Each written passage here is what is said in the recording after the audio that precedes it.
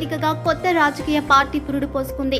జ్యోతిరావు పూలే అంబేద్కర్ జయంతిని పురస్కరించుకుని ఆర్ట్స్ కాలేజీలో తెలంగాణ విద్యార్థి ఉద్యమకారులు రౌండ్ టేబుల్ సమావేశం సోమవారం నిర్వహించారు.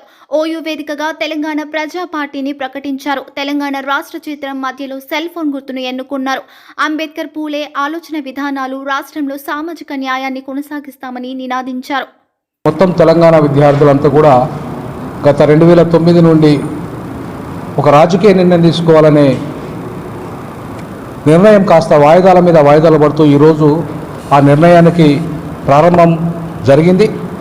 ఆ నిర్ణయాన్ని ప్రారంభించిన ఉస్మానియా విద్యార్థులకు ఇవాళ నేను అభినందిస్తున్నా. వాళ్లకు సంపూర్ణ మద్దతు ప్రకటిస్తున్నాం. ముఖ్యంగా ఈరోజు తెలంగాణ ప్రజా పార్టీ పేరుతోని వాళ్ళు ముందుకు రావడం అనేది అత్యంత అభినందనీయం. ఖచ్చితంగా ఈ తెలంగాణ ప్రజా పార్టీ భవిష్యత్తులో అగ్రకుల దోపిడీ పాలనను అంతం చేయడానికి అగ్రకుల దోపిడీ పాలనను అంతం చేయడానికి అడుగులు ఆర్ట్స్ కాలేజీ నుండే మొదలవుతాయి. ఎందుకంటే ఇదే ఆర్ట్స్ కాలేజీ నుండి మొదలైన తెలంగాణ ఉద్యమం ఇలా సామాజిక తెలంగాణ రాకుండా ఆ 10 ఏళ్ళు వెలమలు 1% జనాభా లేని వెలమలు ఇప్పుడు 5% ఉన్న రెడ్డిలు పరిపాలిస్తున్నారు. ఎందుకు జరిగింది ఈ పరిణామం అంటే కేవలము ఈ విద్యార్థి లోకం ఎవరైతే త్యాగాలు చేశారో, ఎవరైతే తన జీవితాలను అర్పించారో సమర్పించారో వాళ్ళెవ్వరికీ కూడా ఆ సమాజానికి 93% ఉన్న సమాజానికి అధికార ఫలాలు దక్కలేదు. ఉమ్మడి ఆంధ్రప్రదేశ్లో ఒక్క బీసీని కూడా ముఖ్యమంత్రి కాలేదు. తెలంగాణలో కూడా కాకుండా కనీసం ఎంపీ సీట్లు ఇవ్వలేదు, ఎమ్మెల్యే సీట్లు ఇవ్వలేదు. మేజర్ కులమైన మాదిగకు తీవ్రమైన అన్యాయం చేశారు. మిగతా కులాలకు కూడా వాళ్ళకి రావాల్సిన వాటా వాళ్ళకి రాలేదు.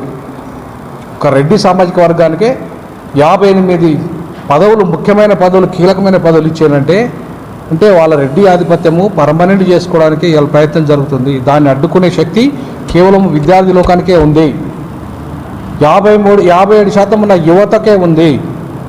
ఆ విద్యార్థి లోకం యువత కదిలి వచ్చి ఇవాళ తెలంగాణ ప్రజా పార్టీ పేరు మీద మేము ప్రజల దగ్గరికి పోయి ప్రజలను చైతన్యం చేసి ఈ దోపిడీ పాలనను ఎవరైతే లక్షల కోట్ల రూపాయలు వాళ్ళ ప్రజలకు దుర్మార్గంగా ఓట్లను కొని వాళ్ళను కొని ఈ నోట్ల రాజకీయాలను చేస్తున్నారు.